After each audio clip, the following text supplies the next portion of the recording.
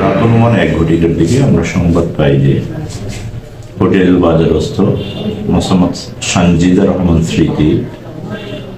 স্মৃতি ও তার বাবা মাকে সানজিদা রহমানের স্বামী সায়ন আহমেদ কুপিয়ে রক্তাক্ত জখম করেছে। আমরা তাৎক্ষণিকভাবে ঘটনাস্থলে পৌঁছে খুব মর্মান্তিক দৃশ্য দেখতে পাই। সানজিদা রহমানের স্মৃতিকে ডান হাত কুপিয়ে বিচ্ছিন্ন করে দিয়েছে এবং তার বাবা মাকেও নির্মমভাবে কুপিয়েছে।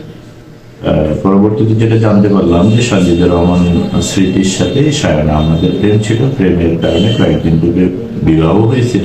নগদ নিয়ে এলো হার না মানা হার অফার। সর্বনিম্ন 10,000 টাকা রেমিটেন্স নগদে পাঠালে থাকছে স্বর্ণের হার জেতার সুযোগ। এই দাম্পত্য বিরোধের কারণে এই ঘটনা আক্রোশবশত সায়ন আহমেদ এই ঘটনা ঘটাইয়ে পালাইয়ে যায়।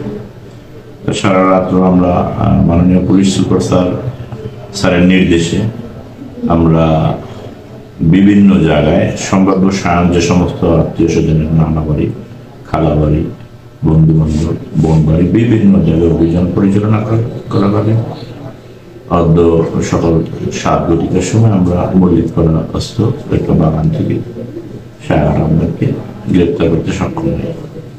বর্তমানে সে আমাদের হেফাজতে আছে। আসামিকে জিজ্ঞাসাবাদ করে নিয়েছে। কি কারণে বা এই হত্যাকাণ্ড এটা উন্মোচন করতে পারছেন না? প্রাথমিকভাবে ধারণা করা হচ্ছে সানজিদা রহমান স্মৃতি এর সাথে সায়নের একটা 2 থেকে 3 বছর একটা প্রেমের সম্পর্ক ছিল। কিছুদিন পূর্বে তারা বিবাহ করে। এক পর্যায়ে আবার শোনা যায় 2-1 দিন আগে স্মৃতি সায়নকে ডিফোজও দেয়, পারিবারিক মানে দাম্পত্য কলহে। এই কারণের ঘটনা ঘটছে মর্মে প্রাথমিকভাবে তথ্য পাওয়া যাচ্ছে। আর বিস্তারিত তদন্ত করে পাওয়া যাবে সেটা প্রকৃত ঘটনা কি।